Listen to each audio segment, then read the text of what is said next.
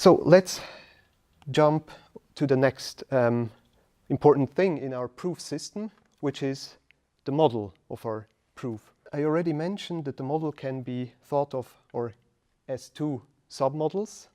And one is the system model. It describes the tool set available in our system. So all the mechanisms, tools, and methods that we can use in our system. And on the other hand, we want to have a secure system, which means that we want to somehow assume that an adversary could come and try to destroy our system or to abuse it.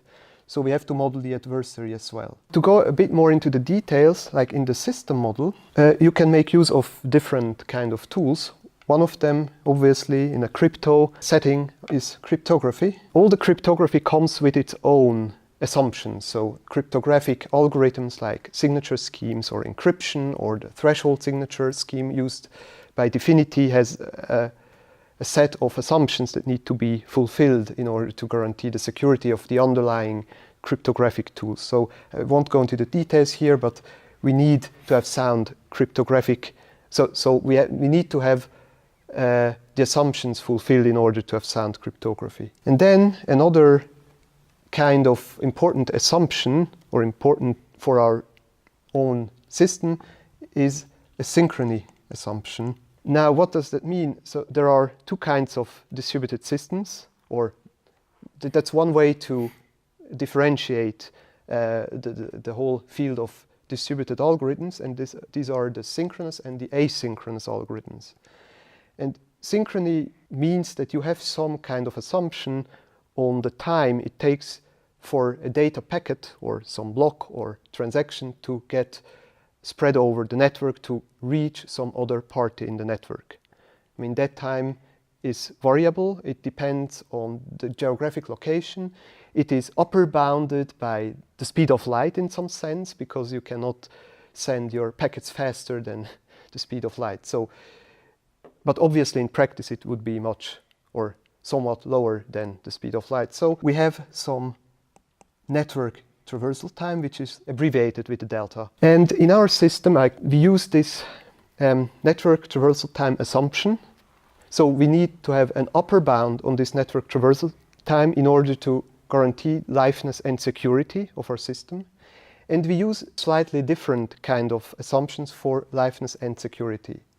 For liveness, the block time delay, which is a forced delay, which makes sure that the notaries will wait some time and collect the blocks, so that the block makers actually have a chance of getting their blocks spread out to the notaries. So there's like a block time in our system, and this block time needs to be at least 3 delta in order to have liveness.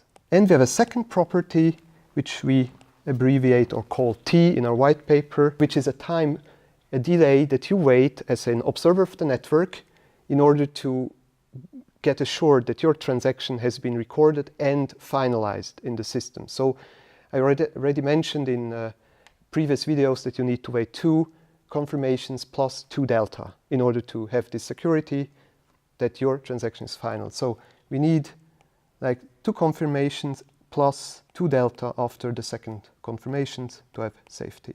So this is like an overview of our system model. In our white paper, it is a bit more complicated than that, but this gives you the big picture. So just to understand where we are right now, we first talked about what is needed in order to come up with proofs, and you said we first have to define properties that we want to prove, and of course the environment or circumstances.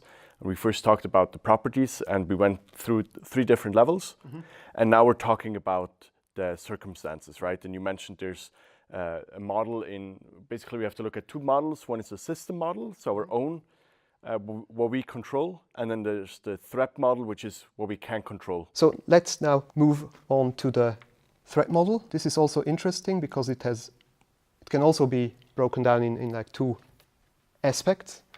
One of it is, what can the adversary actually do?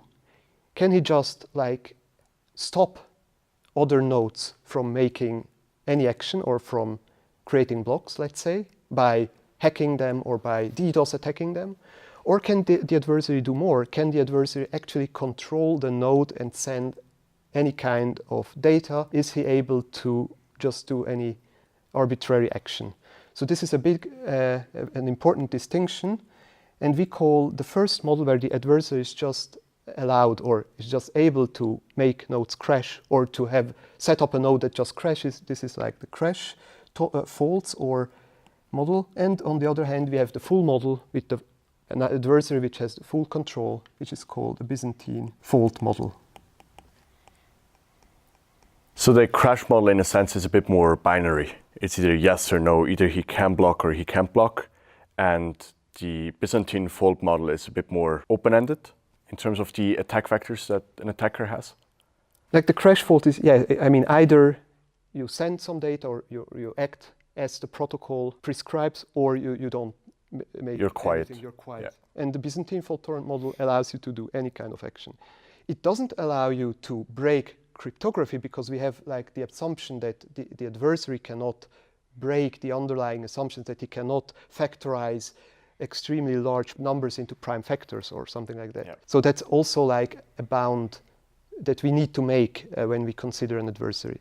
Otherwise, our system would break down. And now there's another important aspect, which is just the number or the fraction of the adversarial power. So how many nodes does our adversary own compared to the number of honest nodes who follow the protocol, which can be described as fraction of honest nodes. And here there are important like theoretical upper bounds on the number, which depend on whether you have a synchronous network or an asynchronous network. In a synchronous network, it's normally sufficient to have like an honest majority, so at least half of the network should be honest.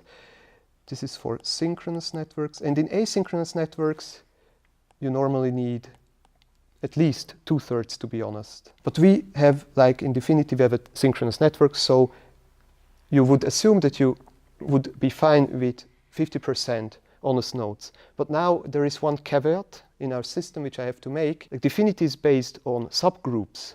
So we have these groups of 400 nodes that notarize blocks and which contribute to the randomness. And these groups are randomly selected from the whole population of nodes.